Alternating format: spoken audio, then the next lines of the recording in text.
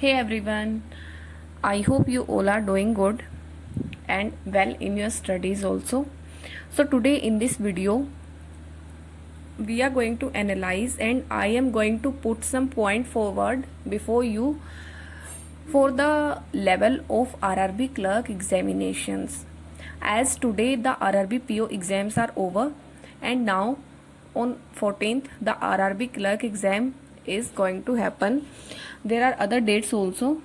So we are going to analyze what can be the level of RRB clerk examination, and I am going to put 2 to 3 points before you so that you can also analyze the situation and then you can prepare according to that. So the first thing matters here is that the level of RRB PO examinations. As we all know that RRB has increased its PO prelims exam level from the last year examinations. This year the level of DIs were increased, then the level of the number series was also increased. So earlier we used to think that without arithmetic we will clear the prelims.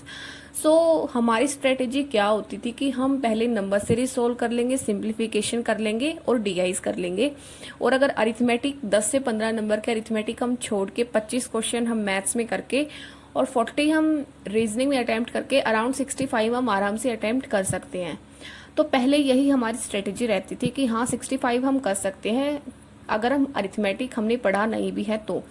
लेकिन अब की बार RRB ने क्या किया है, जो DIs का level है और जो रॉन्ग नंबर सीरीज का लेवल है उसको बढ़ा दिया है. उसके साथ साथ उन्होंने कोई भी सिंप्लीफिकेशन का क्वेश्चन नहीं दिया, जिसपे हम बहुत ज़्यादा डिपेंड करते थे कि 12 से 13 नंबर की तो सिंप्लीफिकेशन ही आनी है, तो वो तो बिल्कुल पक्के नंबर है हमारे.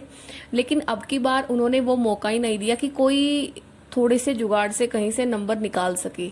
नहीं, उन्होंने अपना लेवल बहुत ज़्यादा अच्छा कर दिया है कि जो नंबर सीरीज है उसमें भी बहुत ज़्यादा एक्स्ट्रा मेहनत करनी पड़ रही है. So we have to analyse the situation कि जो डीआईज हैं अब हम उन पे ज़्यादा डिपेंड नहीं रह सकते. अब प्री क्लियर करने के लिए भी अरिथमेटिक को करना ही पड़ेगा. अगर सेक्शनल भी निकालना है तो भी अरिथमेटिक करना ही पड़ेगा.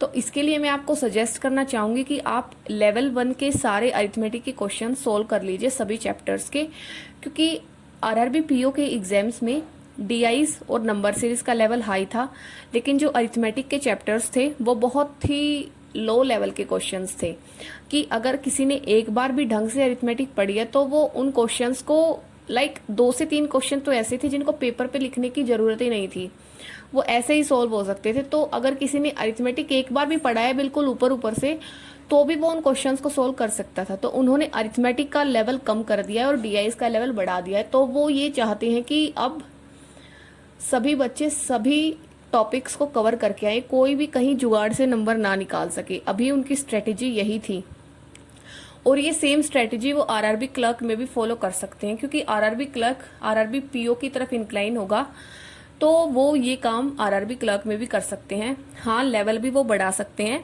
जैसे पजल्स वगैरह हैं. अब की बार उन्होंने डीआई का लेवल बढ़ाया था, तो क्लर्क में ऐसा हो सकता है कि वो पजल्स का लेवल बढ़ा सकते हैं.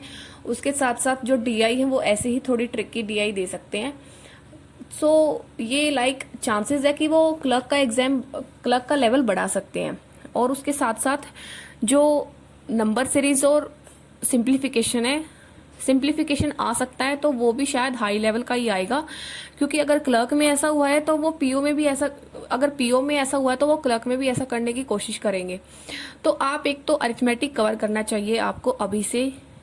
This is what I suggest कि अगर आपने एक बार भी अरिथमेटिक पढ़ा है तो उसके सिर्फ लेवल 1 के क्वेश्चंस कर लीजिए, क्योंकि लेवल 1 के क्वेश्चन ही प्री में आते हैं. प्री में ज्यादा हाई लेवल के क्वेश्चन नहीं आते अरिथमेटिक में. तो अगर आप एक दिन में 3 चैप्टर के भी कवर करेंगे, लेवल 1 में कितने क्वेश्चन होते हैं, 20 to 25 क्वेश्चन होते हैं लेवल 1 में और बहुत ही इजी वाले. तो एक दिन में अगर आप 3 चैप्टर के भी कवर करेंगे तो भी आराम से लेवल 1 के क्वेश्चंस कवर हो जाएंगे. जो मेन चैप्टर्स है जैसे टाइम एंड वर्क है, SI CI है, जैसे ट्रेन वाले चैप्टर हैं, एजेस वाले, तो इनके जरूर आपको लेवल 1 क्वेश्चंस करने चाहिए. तो ये था पहला पॉइंट कि अब अरिथमेटिक पे भी ध्यान देना पड़ेगा अगर प्री क्लियर करना है तो. दूसरी बात ये है कि थोड़ी सी मॉडरेट लेवल की डीआईज की प्रैक्टिस की जाए. अब तक हम जो इजी लेवल की प्रीलिम्स के डीआईज देखते थे कि बस डायरेक्ट कैलकुलेशन करना है, डायरेक्ट हमें डाटा मिलता था और डायरेक्ट हमें सिर्फ कैलकुलेशन करनी होती थी। अब वैसी डीआईज नहीं आ रही है, हमें पहले डाटा एक्सट्रैक्ट करना पड़ रहा है, उसको पेपर पे लिखना पड़ रहा है, उसके बाद फिर 4 से 5 लाइन का क्वेश्चंस मिल रहा है, तो फिर उसको सोल्व करना पड़ रहा है, तो वो बहुत ही ज्यादा टाइम टेकिंग है। तो उसके लिए थोड़ी सी मॉडरेट लेवल की डीआईज की प्रैक्टिस करने की कोशिश करिए, और थोड़े से जो मॉडरेट लेवल के जो पीडीएफ्स होते हैं उनको सोल्व कीजिए, और जो आरआरबी पीओ के जो क्वेश्चंस हैं, मेमोरी बेस्ड जो टेस्ट हैं, उनको अच्छे से सोल्व कर लीजिए, ताकि लेवल का एक अंदाजा हो जाए कि हाँ इस लेवल के क्वेश्चंस आए थे। और उनको अटेम्प्ट करने का एक दूसरा फायदा ये भी है कि आप एनालाइज कर सकते हैं कि आपको कौन सा क्वेश्चन, लाइक किस टाइप का क्वेश्चन आपको करना है और किस टाइप का क्वेश्चन आपको स्किप करना है। और यही है तीसरा पॉइंट कि पेपर से पहले जब आप मॉक देते हैं तो किसी भी क्वेश्चन पे स्टक मत होइए। अगर आपको कोई क्वेश्चन लग रहा है कि वो थोड़ा सा टाइम टेकिंग, तो उसको तब भी स्किप कर दीजिए, क्योंकि क्लर्क के पेपर में हमें ज्यादा से ज्यादा क्वेश्चन अटेम्प्ट करने होते हैं। लाइक ऑलमोस्ट सभी स्टेट्स की कट ऑफ 72 प्लस रहती ही है, चाहे वो बेशक से यूपी हो, चाहे कोई भी स्टेट हो, चाहे लो कट ऑफ वाला हो या हाई कट ऑफ, 70 प्लस तो सबकी रहती है। तो कोशिश करिए कि आप मॉक में किसी भी क्वेश्चन पर रुके ना, और ज्यादा से ज्यादा क्वेश्चन अटेम्प्ट करने की कोशिश कीजिए। अगर आपको किसी क्वेश्चन को देख के लग रहा है कि आप ये क्वेश्चन कर सकते हो, लेकिन आपको फिर ये भी लगता है कि ये थोड़ा लंबा हो सकता है, ये मुझे बेसिक से करना पड़ेगा, तो उससे अच्छा है कि आप उस क्वेश्चन को स्किप कर दीजिए और जो इजी वाले क्वेश्चन है उनको करिए, ठीक है।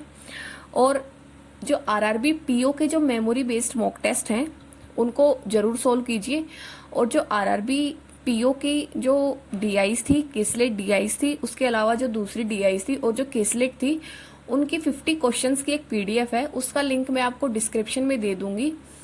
उस पीडीएफ को डाउनलोड करके और उसके सभी क्वेश्चन सोल्व कीजिए, क्योंकि उसमें आरआरबी पीओ के सेम डीआईज देन केसलेट दोनों टाइप की डीआईज दे रखी हैं, देन पजल्स भी दे रखी है और कुछ और क्वेश्चंस भी हैं, तो उससे आपको लेवल का अंदाजा हो जाएगा। तो वो पीडीएफ आप डाउनलोड करके उसके क्वेश्चंस जरूर कीजिएगा। और दूसरी बात ये है कि जो गाइडली का पीडीएफ कोर्स है प्री प्लस मेंस का, वो अभी 900 में अवेलेबल है अभी कुछ दिन के लिए, तो आप उसको भी प्रेफर कर सकते हो और उससे भी आप क्वेश्चन प्रैक्टिस कर सकते हो। और ये जो पीडीएफ है ये हिंदी और इंग्लिश दोनों में अवेलेबल है, और आपको वीडियो सॉल्यूशंस भी मिलते हैं जैसा कि आपको पता है, तो आप इस पीडीएफ कोर्स के लिए भी जा सकते हो। और तीसरी बात यह है कि आज के लिए जो गाइडली के जो आरआरबी क्लर्क के जितने भी पेपर्स हैं, जो मॉक टेस्ट हैं, वो आज के लिए फ्री हैं, तो आप जाकर वहां से भी मॉक टेस्ट लगा सकते हैं। उसमें 20 फुल लेंथ के मॉक टेस्ट और 20 सेक्शनल मॉक टेस्ट है, तो आप वहां से भी जाके प्रैक्टिस कर सकते हैं जितना आप कर सके। और पेपर से पहले ट्राई कीजिए कि आप दिन में 2 मॉक टेस्ट दें, ताकि आप अपनी एक स्ट्रेटेजी, आपका माइंड आपको ये बता सके कि इस सिचुएशन में मुझे कैसे एक्ट करना है और किस क्वेश्चन को मुझे स्किप करना है, वो आपको मॉक के एनालिसिस से बहुत अच्छे से पता चल जाएगा। तो अभी ये ट्राई करने की कोशिश कीजिए, और आई एम श्योर कि ये चीज़ें आपको श्योरली हेल्प करेंगी। So that's all, thank you and have a nice day and all the best for your examinations.